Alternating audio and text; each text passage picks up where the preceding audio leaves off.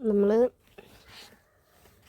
കഴിഞ്ഞ ദിവസം ഒരു പീനട്ട് ബട്ടറിൻ്റെ ഷോർട്ട്സ് ഇട്ടിട്ടുണ്ടായിരുന്നു. പീനട്ട് ബട്ടറിനെ നമ്മൾ ഇവിടെ നിന്ന് പിഴുത് മാറ്റിയ, ഇതിനകത്തുനിന്ന് പിഴുത് മാറ്റി കളഞ്ഞ ഒരു വീഡിയോ.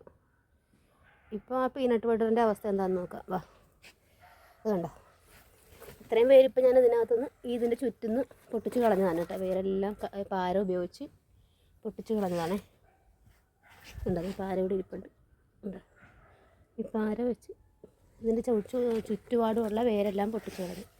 ഇതിൽ നമ്മൾ ഇതുവരെ നട്ടിട്ടുണ്ടായിരുന്നില്ല. ഇപ്പോൾ ഏകദേശം ഒരു 10-12 ദിവസം ആയിട്ടുണ്ട്.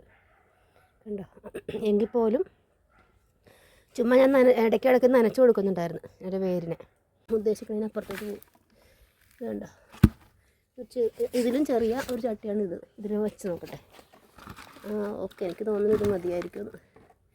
ഇതിൽ വേര് പിടിച്ചതിന് ശേഷം നമുക്ക് വേണമെങ്കിൽ റീപ്പോർട്ട് ചെയ്യാമെന്ന് പറഞ്ഞു. ഇത് മതി, തൽക്കാലം ഇത് മതി. അപ്പോൾ ഈ ഇതില്ലേ, ഇത് കരിയില പൊടിഞ്ഞതാണ്. ഈ കരിയിലനെ പൊടിഞ്ഞത് ഞാൻ ഇങ്ങോട്ട് ഇടിയും ആദ്യം. കാരണം അടിയിൽ നിന്ന് വെള്ളമൊക്കെ ഇങ്ങനെ വാർന്നു പോകാൻ എളുപ്പമാണ്. ഇത്രയും വേണ്ട ഇതിനകത്ത്.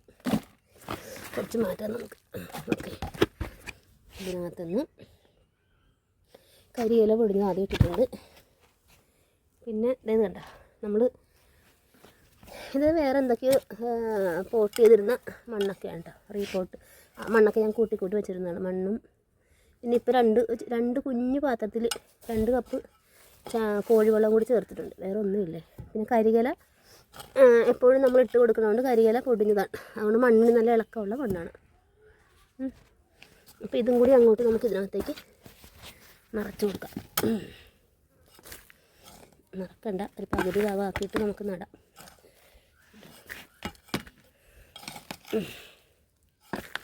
ഓക്കെ, നമുക്ക് നമ്മുടെ ചെടി വെച്ച് കൊടുക്കാം. പിന്നെ കളയാൻ തോന്നുന്നില്ല സത്യത്തിൽ.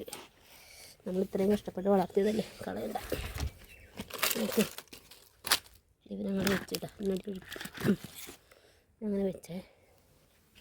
കണ്ടോ, പിടിച്ചൊക്കെ വന്ന് വേര് ഇതിനകത്ത് നന്നായിട്ട് ഓടിയതിന് ശേഷം ഇതിൽ നിന്നും കുറച്ചും കൂടി വലിയ ചട്ടിയിലോട്ട് മാറ്റാം. അപ്പം നമ്മുടെ ചെടി നട്ട് കഴിഞ്ഞിട്ടോ. നട്ട് നമ്മുടെ നമുക്ക് നട്ടതിന് ചെറിയ തളർപ്പൊക്കെ വന്നൊക്കെ എല്ലാവരും കാണുന്നുണ്ടായിരുന്നു. വീടിൻ്റെ ഷെയ്ഡിലോട്ട് എടുത്ത് വെച്ചേക്കുവാണ് കേട്ടോ. ഞാനവിടെ നിന്നോട്ടെ, ഒരു 10-15 ദിവസം കഴിഞ്ഞിട്ട് വെയിലത്തേക്ക് എടുത്ത് വയ്ക്കാം. ഇപ്പം നമ്മൾ കുറച്ച് വെള്ളം കൂടി ഒഴിച്ച് കൊടുക്കണം. അതോടുകൂടി അതിൻ്റെ പരിപാടി കഴിയും. നോക്കി, ഒരു കുഞ്ഞ് തൈ വന്നേക്കണുണ്ട്. ഇവിടെ നിന്ന് തൈ വന്നേക്കണം നോക്കാം നമുക്ക്. ഇതേ ഒരു കുഞ്ഞ് കമ്പ് അവിടെ ഇട്ടിട്ടുണ്ടായിരുന്നു. അപ്പോൾ ഒരു കാര്യം മനസ്സിലായില്ല, ഇതിനകത്ത് ഒരു കമ്പ്, ഇതിൻ്റെ ഒരു കമ്പ് മുറിച്ച് കുഴിച്ചിട്ടാൽ പോലും നമുക്ക് എന്ത് കിട്ടും? പീനട്ട് ബട്ടറിൻ്റെ തൈ ഉണ്ടാക്കിയെടുക്കാൻ സാധിക്കും. അപ്പോൾ അതുകൊണ്ട് ഇതൊന്നും ആരും കാശ് കൊടുത്തൊന്നും വാങ്ങിക്കണ്ട. ഈ സാധനമൊന്നും ആരും കാശ് കൊടുത്ത് വാങ്ങിക്കേണ്ട ഒരാവശ്യവുമില്ല. ഒന്നാമത്തെ ഇതിൻ്റെ ഫ്രൂട്ടിന് വലിയ ടേസ്റ്റൊന്നും ഇല്ല. ഇത് കാണാൻ നല്ല ഭംഗിയാണ്. ഇത് നല്ല ഭംഗിയായിട്ട് തളച്ച് വന്നതും വീടിൻ്റെ മുറ്റത്ത് നിൽക്കണ കാണാൻ നമുക്കൊരു ഭംഗിയായിരിക്കും. അപ്പോൾ ഈ തൈനെ കൊച്ചായിട്ട് ചെറിയ പീസായിട്ട് എൻ്റെ ആ കമ്പ് 2 കമ്പ് മുറിച്ച് കളഞ്ഞു. കണ്ടോ, അതിൻ്റെ അടി വേര് വന്നേക്കണുണ്ടോ? അപ്പോൾ നമുക്കിന്ന് നട്ട് വയ്ക്കാം. അതിന് വേണ്ടി ഒരു കുഞ്ഞ് ചട്ടി എടുത്തിട്ടുണ്ട്. കുറച്ച് കരിയില അതിനകത്ത് വാരിയിട്ടിട്ടുണ്ട്. പിന്നെ കുറച്ച് പോട്ടി മിക്സ് അതിനകത്തിട്ടിട്ട്. പോട്ടി മിക്സ് എന്ന് പറഞ്ഞാൽ അങ്ങനെ വലിയ പോട്ടി മിക്സ് ഒന്നും അല്ല കേട്ടോ. ചുമ്മാ കുറച്ച് മണ്ണും കരിയിലയും കൂടി പൊടിഞ്ഞ് ചേർന്ന മണ്ണ്, ഒരു ഞുള്ള് കോഴിവെള്ളം കൂടി ഇട്ടിട്ടുണ്ട്. അല്ല, ഇത്ര മതി. ഒന്ന് ഉറപ്പിച്ചു. ഇതിനകത്തേക്ക് നമുക്ക് ഈ സാധനം നമ്മുടെ ഈ കുഞ്ഞു ചെടീനെ വെച്ച് കൊടുക്കാം. ഇത്ര ഉള്ള പണി. ഓക്കെ, നമ്മൾ വേരവിടെ ഇരുന്ന് പിടിച്ച് നല്ല ഭംഗിയായിട്ട് പിടിച്ചു വരും. അപ്പം നമുക്ക് ഒരു കുഞ്ഞു തയ്യും കൂടി കിട്ടി. മറ്റേ ചെടീനെ മുറിച്ച് കളഞ്ഞുകൊണ്ട്.